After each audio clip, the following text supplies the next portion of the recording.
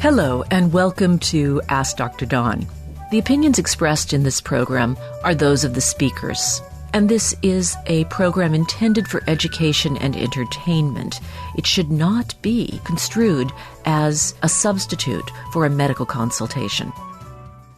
Starting right out of the box with an announcement.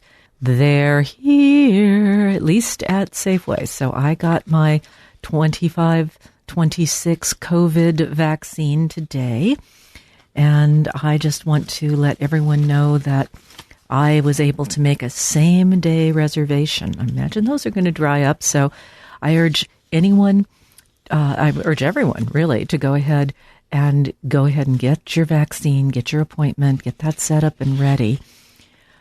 I am still not clear how many batches or whether we're going to hit a crunch in the supply.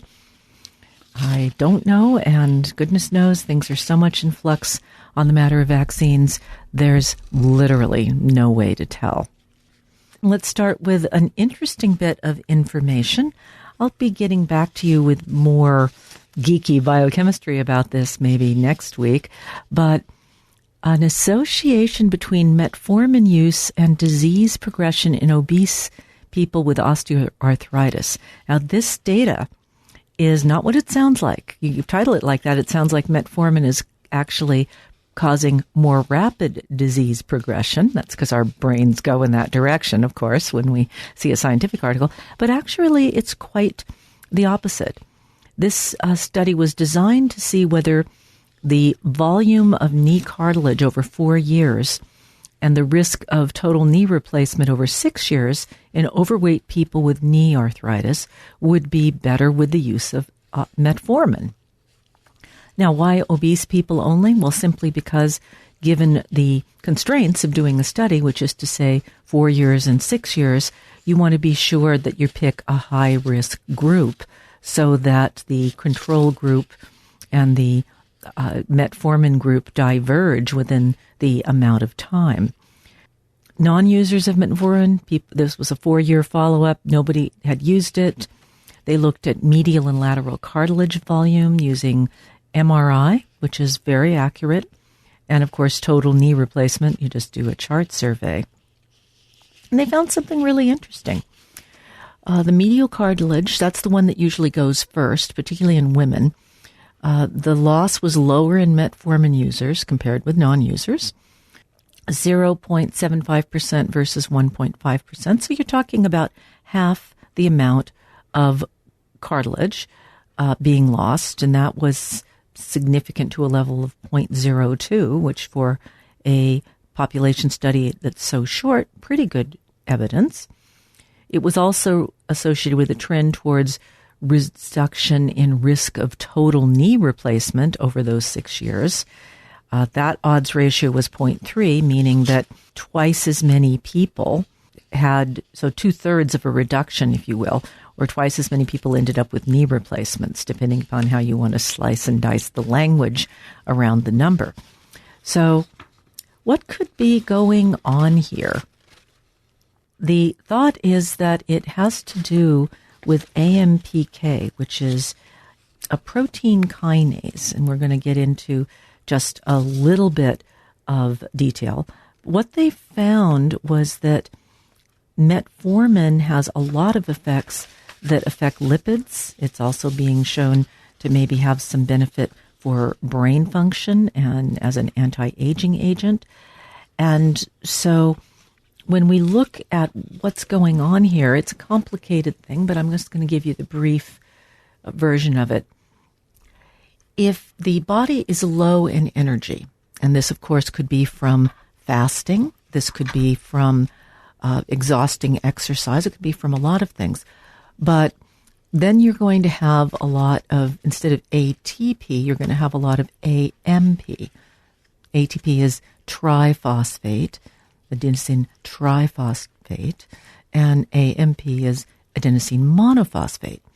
And cyclic AMP, which is another thing, it's just looped in a circle, actually is a neurotransmitter, interestingly enough, but we're talking about just plain old AMP, and it fits into this AMPK receptor And what it does is it has multiple different effects, but the effect is to shut down any process that uses up calories, energy, for example, storing calories in the form of fat. So it reduces cholesterol, it reduces the production of triglycerides. You're not going to store your fat now. You're going to leave it available to be burned. On the other hand, if you have high levels of ATP sitting in the same place in this receptor, you're going to start storing energy as fat. So it sort of makes sense that this would be an important control factor. What isn't immediately clear is the inflammatory effects, and I'm going to dive down a bit deeper into those because I think that might be what's associated with some of the statistical evidence, which has been hard to establish in humans, but it's well established in animal models, that the presence of metformin actually slows aging and reduces the diseases of aging in animals. Now we got to figure out if it works in humans. One study, however, getting back to our knee arthritis topic, one study showed that people who mixed metformin with COX-2 inhibitors, that would be drugs like Celebrex, reduced the risk of joint replacement by 25% over 10 years compared to people who just used those COX-2 inhibitors alone. Ibuprofen would be considered a COX-2 inhibitor. All of the NSAIDs are, but the study I'm talking about used Celebrex, which is an exclusive COX-2 inhibitor, or at least mostly a COX-2 inhibitor. What's COX-2? Well, that's the thing that makes prostaglandins. And prostaglandins are mostly primarily inflammatory compounds, although there are some that are protective. Weight loss is not a factor here in the beneficial effect of metformin, so that's not the sole mechanism, although sometimes it does help with weight loss. Another benefit may be in the reduction of inflammation. We see that there might be some improved glucose and cholesterol levels, both of which make inflammation very important to the long-term survival of the organism. So can we establish that metformin is helpful for people with knee arthritis? Yeah, I think we can count on that. And low doses, say 500 milligrams a day, have markedly few side effects on individuals. In fact, if you tend towards constipation, they may, in fact, at that dose be valuable. So a little bit of helpful news for you, and let's move on to kind of a fun one about blue pigs and blue pig meat. Not pygmies, pig meat. So wild pigs will eat rodent bait, basically rat poison, that are put out in these areas that are sort of in the country. We're talking particularly about this going on in Monterey County. There's a warning where they found this particular rodenticide called difecinone. And it's getting into, well, it's there to kill the rodents, right? But it doesn't stop the pigs from eating the bait. And it works by inhibiting the production of blood clotting factors related to vitamin K. So it is working exactly the way that the coumarin drugs like warfarin are doing. But you will see when you slaughter the animal or look at the meat, a blue tint to the pig's tissues. They don't always get sick, so they can be looking pretty good, these pigs. And cooking doesn't help to reduce the residue. So meat from feral pigs in areas with active rodent control programs should be avoided. Now, here's the thing, folks, and why am I even talking about this? Because it's wild pig season. And whether you're a hunter or not, from from now, September, to the end of November, there are going to be possibly people offering you meat from their kills. If you have friends who are hunters, you'll want to look carefully at that meat. And I would say avoid wild pig meat anyway, but I know that there are many people who kind of are into it. And I just want to make sure that you know that there's a substantial risk locally. In the department called Using a Shotgun When You Need a Scalpel, we're going to recap a editorial that occurred in the New England Journal of Medicine a couple of months ago. And I've just been, I don't always like to climb on my soapbox every show, so I've been saving this one, but I have no other soapboxes at the moment. So 64 years ago, Eunice Kennedy Shriver went sailing with her brother, then President John F. Kennedy, on the Nantucket Sound. During the trip, Shriver suggested to her brother that his wife's, Jacqueline's, recent pregnancy losses might have been caused by underlying medical issues. Shriver, a compassionate humanitarian who pursued a platform of social reform and social justice, is often remembered as founding the Special Olympics and also a dedicated advocate for people with disabilities. But she left another important legacy. She convinced the President of the United States to support the creation of a federal institute devoted to the areas of women and children's health. Shriver's vision lives on in the work of her namesake institution, the Eunice Kennedy Shriver National Institute of Child Health and Human Development. Actions by the Trump administration have placed in grave jeopardy the future of women's health, a central focus of that research funded by NICHD. The term women's health refers not only to conditions that are specific to women, but also to health issues that disproportionately affect women, and those that affect women differently than men. This institute, founded in 1962, was the first to focus on health throughout the lifespan rather than on a specific condition. It's funded thousands of studies on a wide range of topics: Parkinson's, preterm birth, prevention of medical errors in neonatal ICUs, septic shock, cigarette smoking, postpartum depression, safe infant sleep. Think how many lives, and think how many men have been benefited by that. Now, cardiovascular disease is the leading cause of death among men in the United States, and we never studied women. We never really noticed that women have different symptoms for heart disease until people actually looked at heart disease in women. Research on the ovary has created strategies for extending healthy lifespans for all sexes, and reducing maternal mortality has saved more lives of both males and females than can even be counted, because you can't really assess how many things didn't happen. Women are also they're half the U.S. workforce, and they also, on top of that, serve as the main unpaid caregivers for children and family members. It's been 20 years since the NIH Revitalization Act mandated that women be included in clinical trials. Prior to that, the majority of studies did not even look at it. Even now, the majority of studies do not report sex-specific results. And only 3% of NIH's budget is allocated. More women more women are more likely to die of a heart attack, and that's partly because they get missed.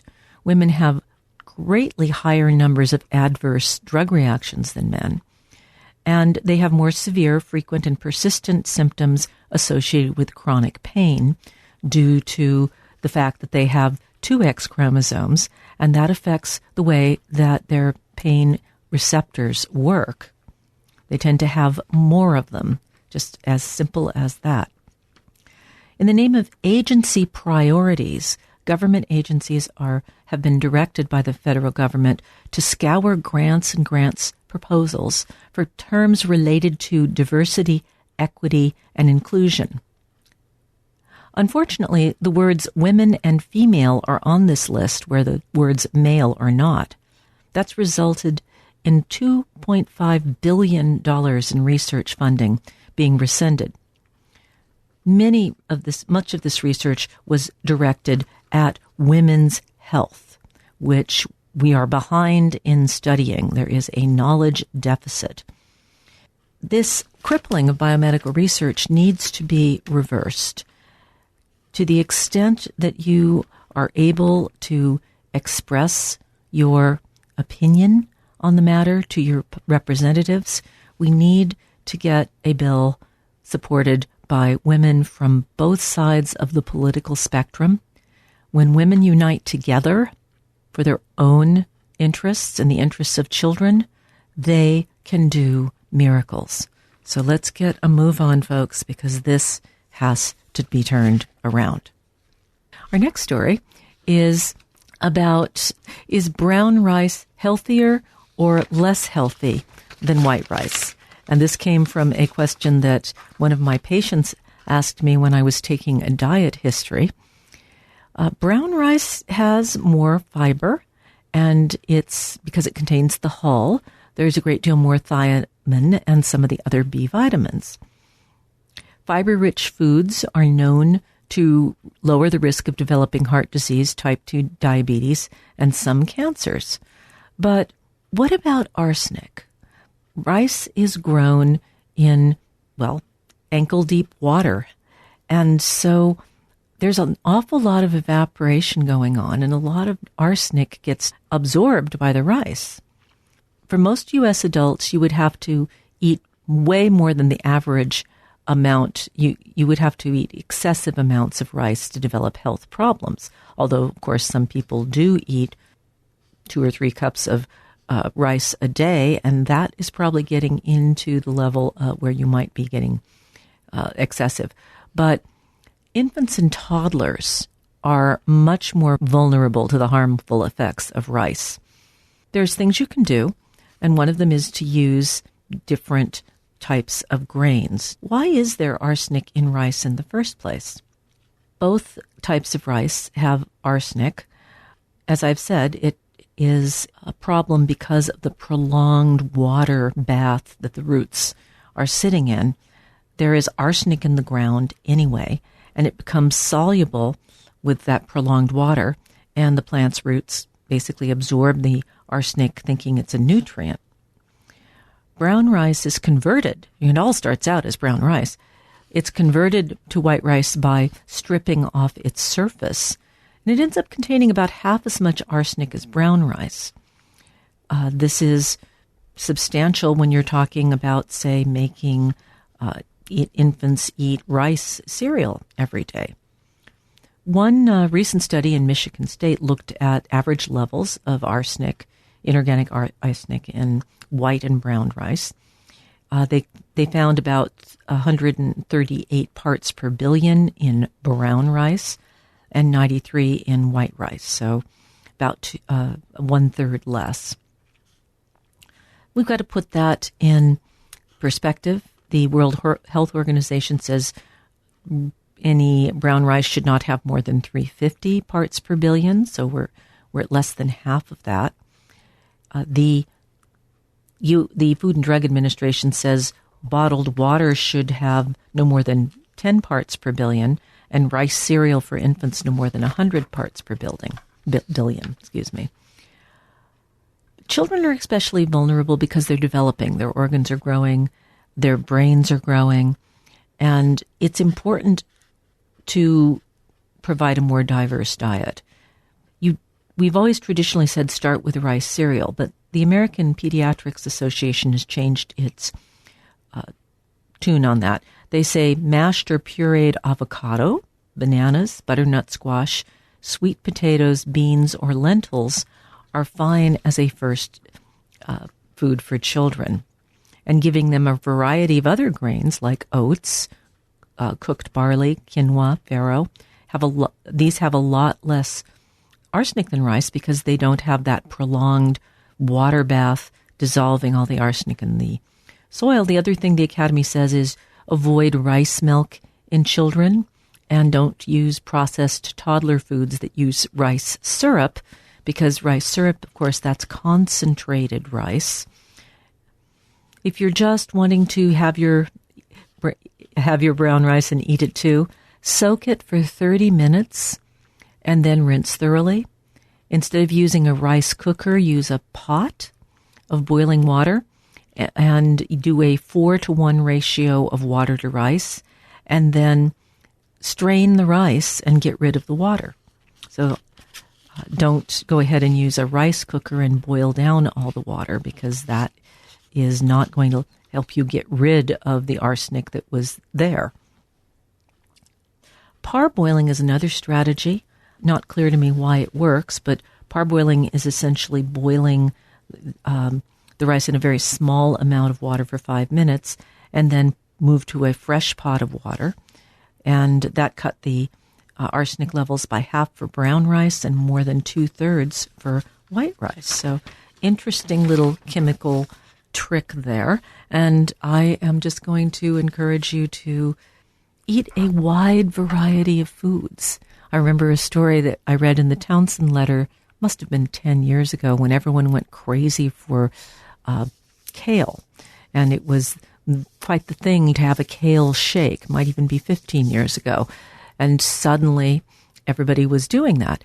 Now, one person noticed, because they do a lot of heavy metal studies and check their patients' urines for heavy metals, they were, they're looking for lead and mercury. But when they got the reports back, they were also seeing high levels, like real substantially high levels of cadmium, which in the environment is found mostly in paint. And so oil painters who lick their brushes can show up with high levels of cadmium, but it's otherwise wasn't a thing. And it turns out that kale is just really excellent at concentrated cadmium. So where there is cadmium in the soil, all of these metals are present in the soil, but they're present in small enough amounts that they're not toxic. Once they're bioconcentrated, however, whether that's by kale or by tuna in the ocean, you start to get to levels that actually have toxicity. So really kind of interesting details there. I hope you'll agree. All right, we have a caller on the line. Caller, I'm going to put you right on. Welcome to the show. Give us your name and where you're calling from. My name's David, and I'm calling from Santa Cruz. What's your question? Lately, I've been talking with my doctor about oxidative stress and reductive stress, and whether or not to use a glutathione product called Continual G, which is actually gets into the cells and bypasses the liver. Have you heard anything about this? Oh, I'm very familiar with glutathione products, not that particular product. Is it by any chance a liposomal product? No, actually, this is different than liposomal.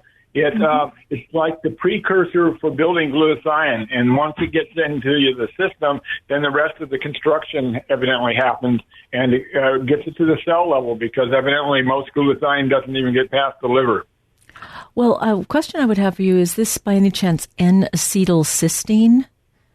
Because that's the precursor to glutathione I'm familiar with. So it's probably either that or an intermediate.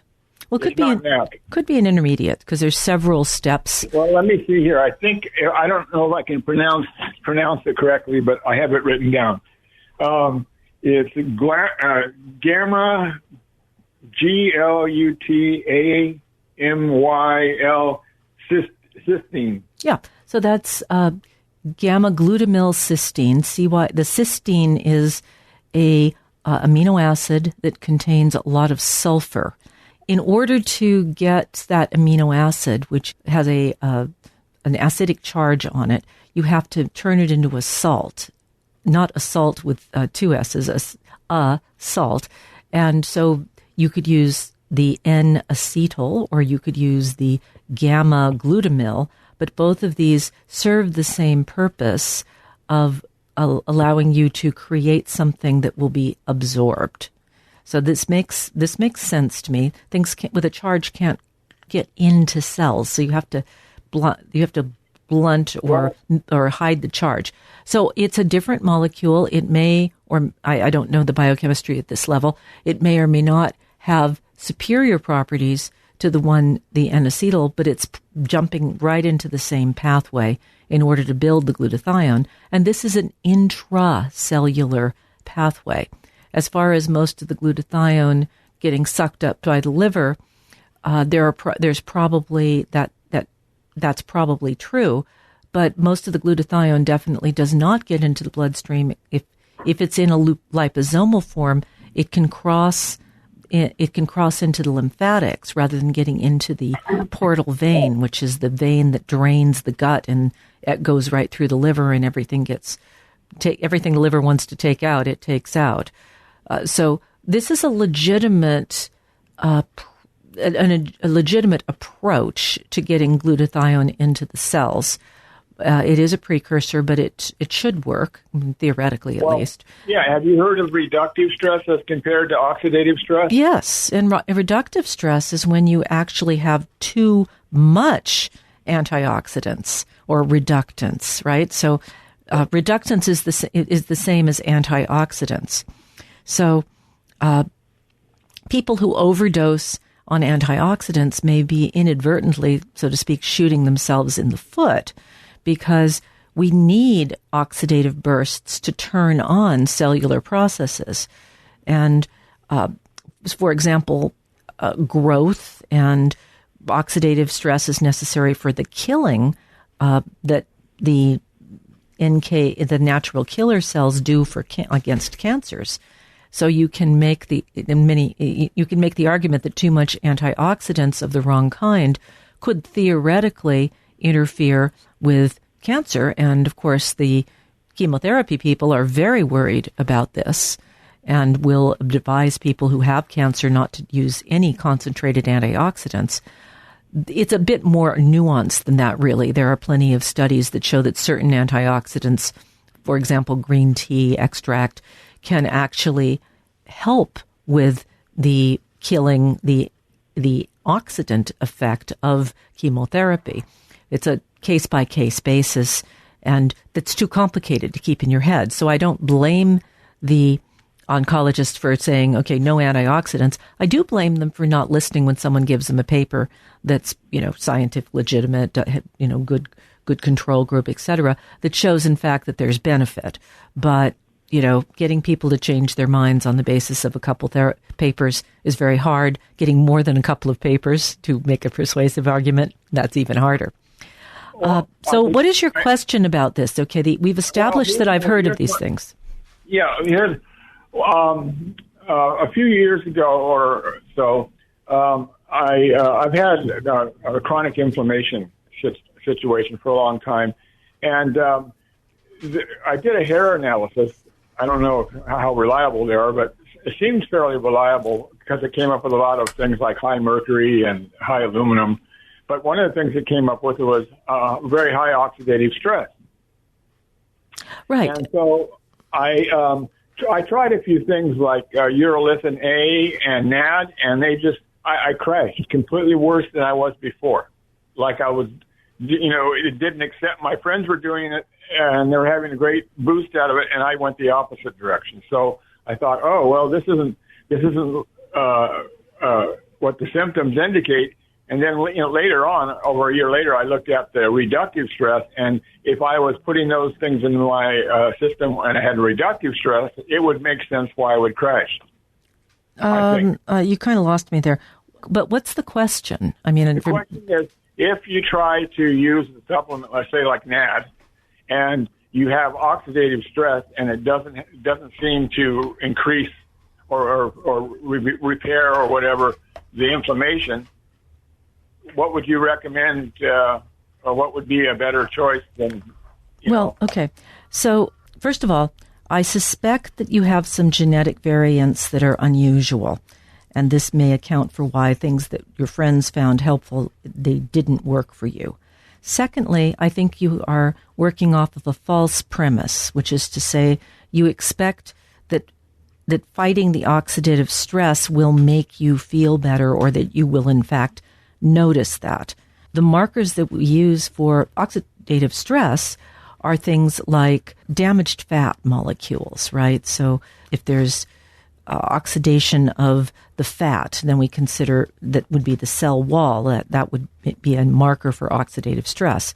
Another marker we use is something called 8-ODG, which is one of the nucleic acids that make up DNA gets damaged, and that DNA gets broken down, and this damaged molecule is in the blood and in the urine, so we can measure it. And those are the two oxidative stress markers that are typically used in functional medicine. And, if you get a panel or something, that's what you're going to see. And then they will typically recommend antioxidants. And that's sort of, again, you can overdo your antioxidants. I think that you have to be careful in expecting something you can feel.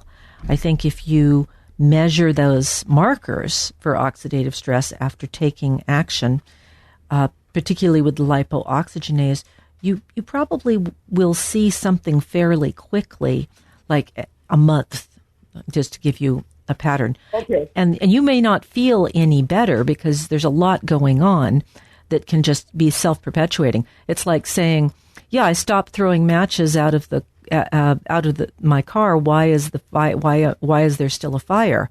And, as you know, once forest fires get going, they make their own wind. And there's a certain amount of that going on with our biological processes.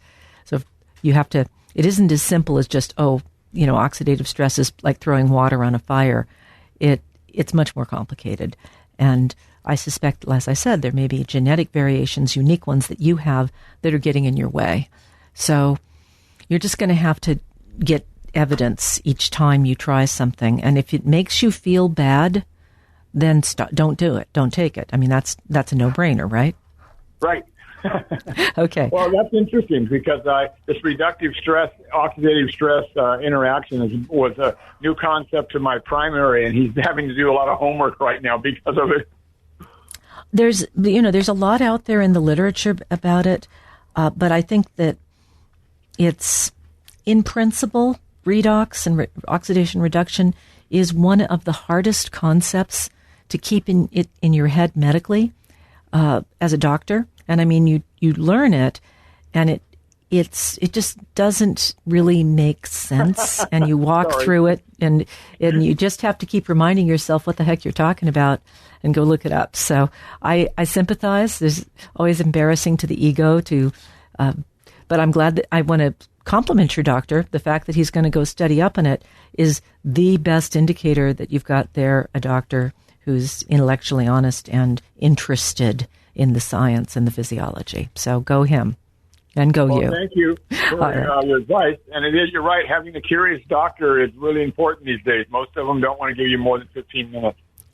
Indeed, they can't. Otherwise, they're going to be stuck at their desk until 10:30 at night, doing their notes. That we're trapped on this hamster wheel of the electronic medical record. We shouldn't have to be doing the billing, and what we're effectively doing is we're justifying up billing on the part of our corporate masters. So they want all of these. They want all of this detail because that's what Medicare and other agencies demand, and it's a complete waste of time. Just pay us a salary and charge the patients, and maybe the government can stop assuming that everybody is a fraudulent actor. That would be a good first step, but I'm not going to hold my breath. All right. All right. Thank you. Bye-bye. Good night. All right. We have another caller on. All right. And tell me your name and what's your question? Carrie. This is Carrie in SoCal. Hello, Carrie in SoCal. I would love to have you talk a bit about histamine. Like I'm tracking down food allergies right now, and I came across some really interesting things last night about histamine reactions because it matches my symptoms. Mm-hmm. And so I have a list of the foods I've cut out already. Mm-hmm. But I would love to learn more about histamine reactions in foods that I am allergic to. Okay. Well, let's start out with histamine intolerance. And so there's a couple of different reasons people can have that. But basically, histamine is a neurotransmitter. It is a chemical signal. It's supposed to be broken down in the body when it's released. It's released to cause a protective reaction, but once that reaction is going, you have to dampen down the reaction because otherwise it becomes a self-perpetuating loop, as I was saying with the previous caller. So the gastrointestinal symptoms are the ones that usually bring people to the doctor, and bloating, abdominal pain, diarrhea, and also sometimes constipation, nausea, vomiting in advanced cases. But people can also get dizzy, they can drop their blood pressure, they can have palpitations, they can get flushing of their face, they can get itching, joint pain. I mean, it can even affect the menstrual periods. Some people will find that they'll get it from alcohol, for example. And there are many foods that are rich in histamine. Basically anything fermented. So all those good lacto-fermented foods like sauerkraut and that we're telling you to eat, they have higher levels of histamine. A lot of the charcuterie, the aged meats, aged cheese, and fruits and vegetables when they get older and riper may have fairly high levels of histamine. And furthermore, not just to make it fun, histidine is an amino acid that is present in protein. And if you have certain bacteria in your gut, you're going to convert histidine into histamine. And then we've really got stuff, we've got weird stuff causing reactions that can be very difficult to track down. And then our previous caller, I mentioned, I thought he might have genetic variations. There are two really important enzymes that break down histamine. And one of them is called DAO, which is diamine oxidase, and that's the one that's made in the gut, in the intestine, because this thing with the bacteria making histamine, that's been around for a while. And so we've got, going back to way before there were mammals, this particular enzyme that's designed to help deal with the gut bacteria of literally the gut bacteria at the dinosaur level. So it's an old enzyme, and some people don't make it. They have a genetic loss, and if the gut gets sick, it makes less of it. And some people take it as a supplement, the way you might take lactase. If you have lactose intolerance, you'll take the enzyme that breaks down milk. You can purchase DAO, although it's been a little thin on the ground and hard to find, at least on the internet, the last few years, and I'm not quite sure why. The thing that there's also an N-methylhistaminase, which takes histamine and throws a methyl group on it. I think it's N-methylhistamine transferase, if I'm remembering its name right. But essentially, it defangs the histamine that gets into your bloodstream, which is released by your allergy cells in large quantities when you're having an allergic reaction. So that is a complicated question you just asked me, and I just have given you the background. But why don't you give me like a specific for instance so that I can actually provide you with more than information and maybe something you can use? Sure, and I'll just tell you where I'm at. My eyes are puffy every morning, but I'm also I had several things going on. One, I had blepharitis, got over that. I have seborrheic dermatitis, and I know how to take care of that. In the meantime, there's two things I've started recently. I'm kind of changing gears here.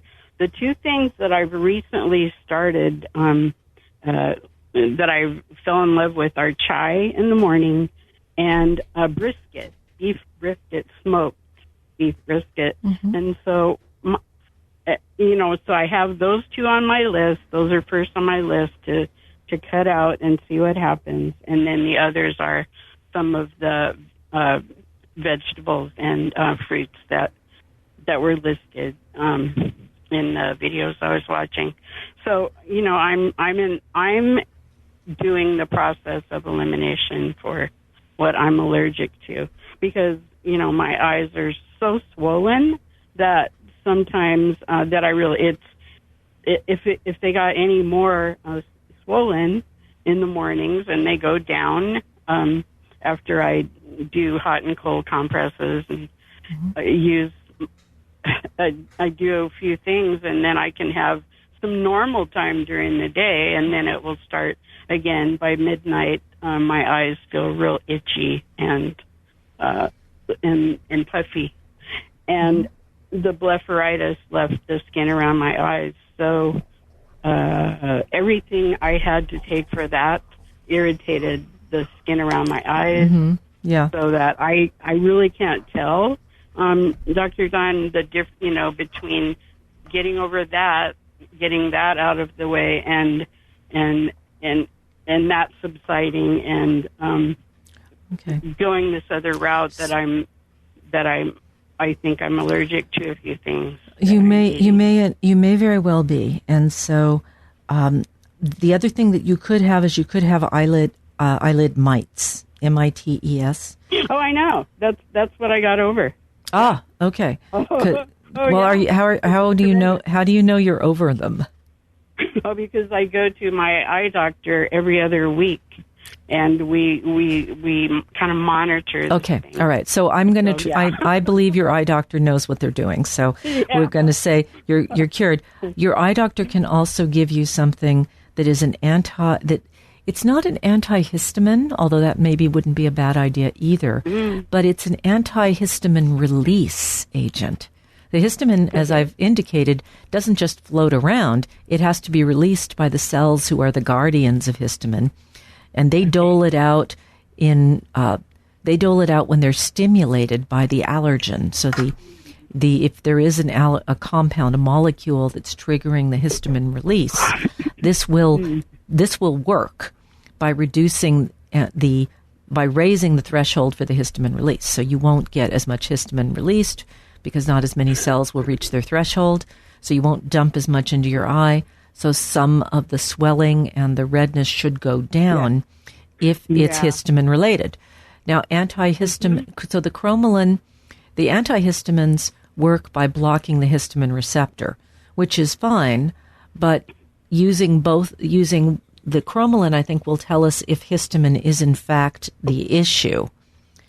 And it does require 3 or 4 days of use before you start to notice benefit. But I think that would be a really good strategy. It's available as a generic. It requires drops have to be put in about 4 times a day. You'll do that. You're motivated. Oh, yes, I will. So that won't be a problem. And you don't wear eye makeup, right? And so I just want to rule out the possibility that you're allergic to, your eyeliner or something. I had some eyeliner. This must be 40 years ago, and it had formaldehyde in it. When I looked at the ingredients, and I'm like, formaldehyde? I got sensitized to formaldehyde when I was cutting up bodies back at Davis, and I would get terrible. In fact, my soft contact lenses hardened and cross-linked and fell out of my eyeballs, and it was like, okay, the formaldehyde was so thick in that room it ate my contact lenses. That's crazy. Yeah, but is the cromolyn, is that the antihistamine release thing? Yes. That's the name of it. Okay. It's cromolyn sodium, and one of the brands is Optichrome, and it's Optichrome, yeah, and it's without the H, so it's CROM. CROM. Okay, I will. And some of it I can get it over the counter as well. That one I think is still prescription, but the eye antihistamines are over the counter. Okay. And thank you. You could use both and really just try to hit the histamine. Also, don't use fabric softener. Yeah, I don't use. Good. I don't. Don't use fabric softener because it can irritate the eyelids. And not a factor. And what my British boyfriend many years ago used to call the naughty bits. And I can't tell you how many women have come in with a rash on their privates, and I've said no fabric softener, and they've called me a week later to thank me profusely, because they've been, they've taken all this other stuff that hasn't touched it. It's just like, oh, okay, fabric softener. Who knew? Especially the dryer sheets. Those are the other one that can do it. So anyway, this is my start, is to eliminate the two things that I've really been overdosing on, and that would be the chai. Do you make brisket is a fermented food, or it can be, depending on how it's made. Smoked. This is smoked. This is smoked. So, and it's really good. Yeah, I don't know if I don't really know that smoking would do the same thing biochemically. You've come to the edge of my knowledge cliff. Yeah. They talked about smoked meat, so wow, I really hate to give that up. But anyway, I'm doing an experimental period. I think that's a very good idea, and because histamine doesn't hang around that long, probably a week or so is long enough for you to see the benefits. Okay, and thank you so much for the You're welcome. Promo. Thank you for the interesting question. I really appreciate it. All right. I really appreciate having you to ask. Thank you, Dr. Don. You have a good evening. Bye-bye. Okay, bye-bye. All right, let's just try to end up with a real quick one. This is good. Your face reveals a lot about your health. A new AI tool can pinpoint your biological age from a selfie. We look at people and say, because age is appears to be consistent with stated age, younger or older than stated age. A cancer patient might look 72, but they're really 65. This new tool is called Face Age. They trained the algorithm on 60,000 photographs of people 60 or older. And they looked at 6,000 cancer patients getting therapy. And they found that the older that Face Age saw them, the lower their survival rate. They then asked 8 doctors to predict which terminal cancer patients would be alive in 6 months. Well, working off a photo, the doctors were right 61% of the time. Face Age was 80% with no data except that face. So this could really be useful medically, because we could, depending upon, well, first of all, we need to study it and see how long it takes for things to change, just like with our last caller. How long does it take to get better? Well, then we'd check again to make sure we're on the right track. Our fellow who was asking about reductive stress versus oxidative stress, again, let's face age him, do our intervention, and see if that face improves. Such an interesting thing. Possibly a tool for psychology as well. AI is definitely a double-edged sword. Well, that's about all for this week's podcast. Please go to AskDrDawn.com for news about our future plans. For now, this is Dr. Dawn saying so long and stay healthy. Ask Dr. Dawn is brought to you by Jiva Media. Production and editing by Charles Bansky. Music by John Scoville.